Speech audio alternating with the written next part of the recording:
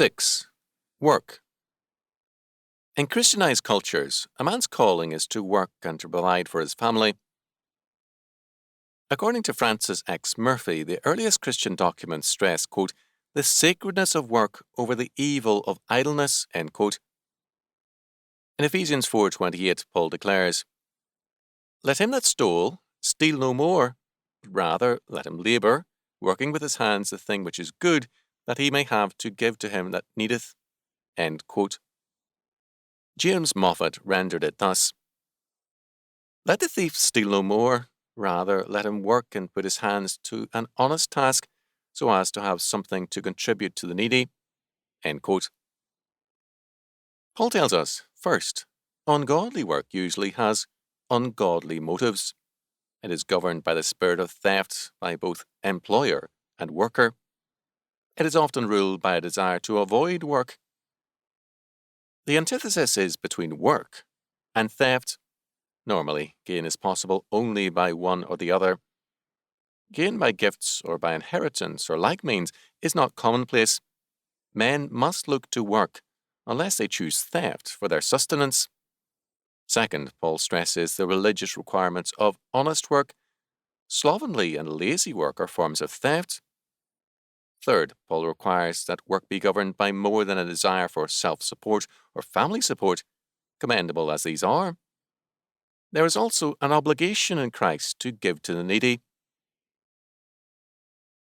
It is important to stress this text because, on the mission field among backward peoples, the work ethic is lacking, whether among the Indian tribes of the Americas or the Papuans. In some cultures, work is the duty of women and slaves. This does not mean that Indian men were parasites living off their women. In earlier days, the men had their responsibilities. They were warriors, hunters, and fishermen. Among some tribes, war was uncommon. None had much to steal, and their meagre life did not invite attack. The arrival of horses with the Spanish made fighting easier. Among Western tribes, those connected with buffalo hunting were the more warlike. Most Western tribes did no farming. In virtually all tribes, men despised manual labour. The horse was an important part of knightly pride and power in feudal Europe. Among American Indians, it served the same purpose.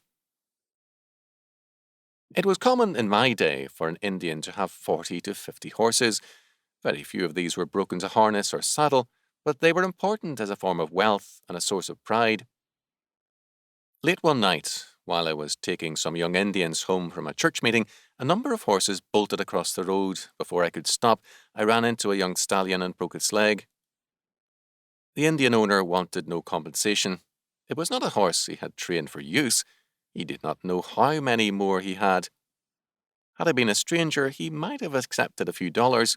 Knowing me, he did not. He was rich in horses and would not miss the one he had to kill because of its broken leg. It was a beautiful sight to see Indian boys of 5 or 6 ride as though they were a part of the horse. While a few Indians became reasonably good in rodeos and the annual Indian rodeo at Auchie was very much relished, the Indian riders were different. Normally in a rodeo, the white American rider is successful because mastery over the horse is important to him. The Indian may be at times as hard on a young horse as any white American, or harder, but his attitude towards his horse is different, or was in those days. The young Indian would usually be very young, but breaking a horse to saddle was like entrance to manhood, and his horse, gentle by his training, was a source of pride and status. Indians made good cowboys, but in most tribes, poor sheep herders. A cowboy feels lordly and looks down at the cattle. A sheep herder lives with the sheep, bottle feeds orphaned lambs, and doctors ailing or hurt sheep. Few cowhands prosper and become ranchers themselves. Sheep herders usually save their money and buy their own ranches. The Indians I knew were aware of the fact that the Navajo are sheepmen, and this amazed them. One elderly man once said to me of the Navajo, "They must be some other kind of people." The Indians, if not spoiled by alcoholism, were good cattlemen. They were very poor farmers. Farming seemed to them to be women's work. In my day, the only Indians who had family gardens and a family orchard were Christians. Guy Manning kept bees, which amazed other Indians. Cattle work had a natural appeal to the Indians.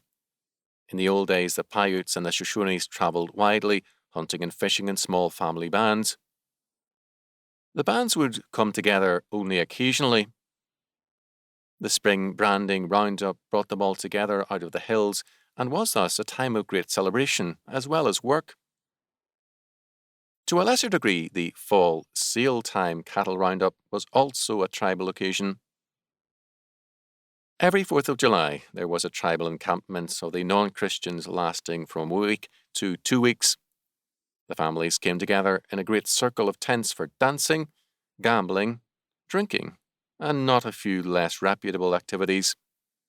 Some families were usually unwilling to decamp, and the tribal council sometimes had to send the Indian police officer to order them to do so. Indian girls and women were usually very good workers. A woman's life schooled her for working. Men, however, could be good workers where they were under authority, but on their own were less successful unless Christian. But the men did respect work. The Indians of my day were, in a few instances, trained at Carlisle Indian School in Carlisle, Pennsylvania, which was founded in 1879, just 2 years after the reservation was created. The institution, of which baseball great Jim Thorpe was an alumnus, was one of the boarding schools to which Indian boys were forcibly sent. If a father hid his boy to avoid losing him to the school, he was publicly chained in irons near the agency office until the boy was surrendered. Older Indians showed me the place where their fathers had been chained. The church elder, Thomas Premo, was a Carlisle man. In time, to be a Carlisle student began to have a little distinction. In time also, although the older Indians never forgot the harshness of chains, they also began to respect what the boys learned at Carlisle. Thanks to their pragmatism, the Indians, especially the Shoshones, were quick to pick up the white man's standards. The white man for them meant a world of victory, high skills and tools. For the same reason, they despised the black man as a loser.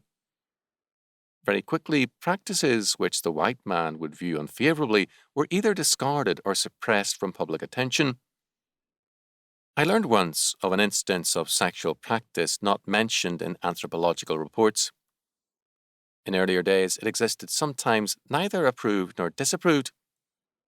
Suppressing any reference to it and making no mention of the single case that I knew of, except among the Christian men, did not mean any fear of criticism by whites. Neither did it mean any emulation of the white man. Rather, it was the association of certain standards with a certain level of civilization. Curiously, in those days, the older Indians assumed that all white men were Christians, even though almost none of the whites they knew attended church. It was assumed that being a white American meant being a Christian, and it was difficult to shake that belief. On the other hand, they recognized the differences among white Americans in many spheres. I was routinely told, sometimes with crude humor, that Indian agency whites were the white men of lower intelligence and less inclined to work. Why, then, did Indians fail to understand that being a white man did not make a man a Christian? The reason for this inability to separate the two was that the older generation saw faith and culture as inseparable. They well knew how many of them had white blood, in some cases because of illegitimate children born to Indian girls, but also because some white men joined the Indian tribes and married one or more Indian girls. They then became Indian as far as the tribe was concerned. Such men took part readily in all Indian practices. They were now Indians. Christians among Indians were still regarded, in my day, as having abandoned Indianhood. That they looked like Indians and spoke Paiute or Shoshone did not alter the fact of separation. I was reminded of the fact that, in the early church, Christians were called by their enemies, quote, the Christian race, end quote, and Christians spoke so of themselves. Our present perspective is racial. A man is Caucasian, Negroid, or Amerindian, regardless of the faith he professes, and we have as our fundamental criterion his colour. This has not always been so.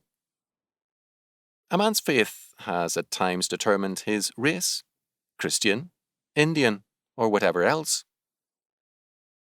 On the reservation, I once heard said of a busy Indian who was future-oriented, "He works like a white man." I believe these older Indians were right in seeing religion and culture as closely related. Our failure now to make the connection is leading to disaster.